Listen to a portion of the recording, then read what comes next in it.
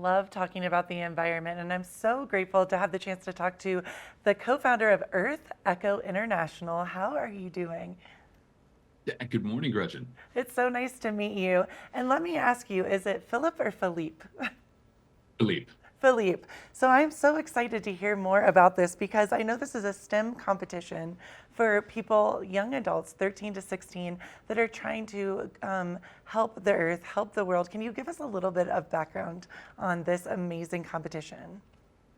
Sure thing. Well, Gretchen, 15 years ago, I founded OurEcho International. We've become one of the world's leading ocean education and youth leadership organizations. And as part of that, it's really focused on how we give young people the tools and knowledge to take action in their communities to solve these problems. Because, of course, environmental crises are all over the world. Young Right. people have a really high degree of concern and anxiety around it.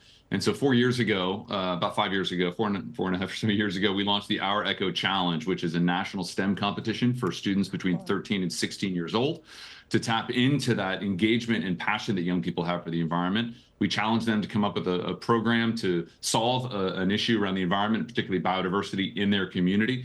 And then the top three finalists win grants of $1,000, $2,500, and Wow. $5,000 to actually implement their projects in their communities. And so we're launching the 2024 competition now, and the deadline is April 26th to submit.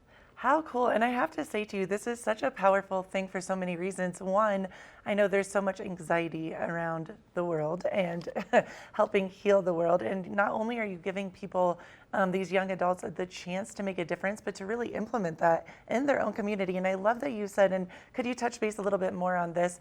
It's within their own community. So it's something that they're actually physically dealing with day by day. Is that correct? Well, it is, and that's why we asked Harper Fortgang, who is actually the here to join us this morning, because she's the finalist and the winner of the 2020, our inaugural year for the OurEcho Awesome. Challenge, and she's a great example Oh, of what you're talking about and the power that young people have, and how important it is to engage in communities to solve problems and help combat that anxiety and that feeling of powerless that a lot of young people suffer from.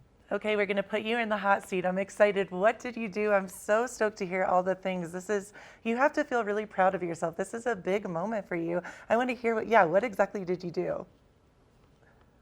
Thank you. Of I course. led Super Plants in the very first 2020 OurEcho Challenge. We were among the winners and received a $5,000 grant to implement our project. Over the past 4 years, we've grown into Project Super Plants, an entirely Wow. youth-led organization that educates, mobilizes, and inspires students to reduce CO2 emissions.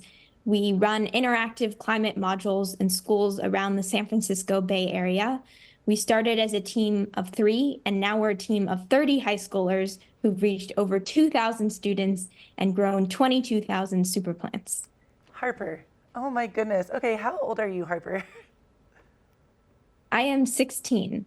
Oh my gosh, I am so impressed by you. What an amazing thing. At 16, I was reading books and watching movies, and you're helping save this world and creating change. How did you even, I'm so sorry, I'm so impressed by you. How did you even get this idea? How did this come to be? So I got this idea when I was in middle school. I've always loved science, Okay. experimenting with creating banana biofuel or growing algae, and I was learning about photosynthesis in my science class, and I wondered whether we could supercharge plants' intake of CO2 to protect our environment. And I learned about these plants that naturally have larger root systems that can store more CO2. And I was really excited by this, and I wanted to share it with others, but I wasn't really sure how to get started. Okay. So the moment that I connected all of these ideas that I had with real action was when I stumbled upon the OurEcho Challenge. And from there, the project grew.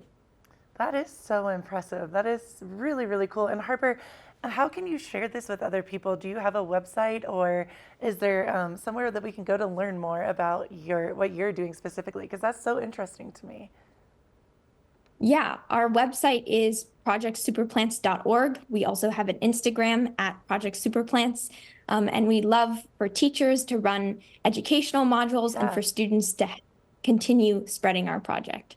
Oh my goodness, you guys. Okay, I have to be honest with you. In sixth grade, I did hydroponics, and look what you're doing. This is like, there's no Listen, comparison. Gretchen, I'm the same way. There was none of this when I was in school, and that's Right, just it, right? Young people are so passionate about these issues. A lot of them just don't know what to do. And right. the OurEcho challenge, as I said, the deadline is April 26th. We provide lots of tools and resources online for how to engage, how to submit a plan, how to submit a project, and it's really about tapping into this undercurrent of passion that young people have to solve problems, to not just to take it. Yeah, And it's inspiring. Let me tell you, it's so amazing. I Harper know. is a terrific example, and there are dozens and hundreds of young people, projects like this, and actually thousands of young people we worked with around the country just in the last few years who are doing amazing work, and it's really fantastic. Philippe and Harper, you totally inspired me. Thank you so much, and thank you for being such a positive change for our environment. And you both should be so proud of yourselves, truly. Appreciate it, Gretchen. Thank you so much. Of course. Thank you. Of course. Have a great day, guys.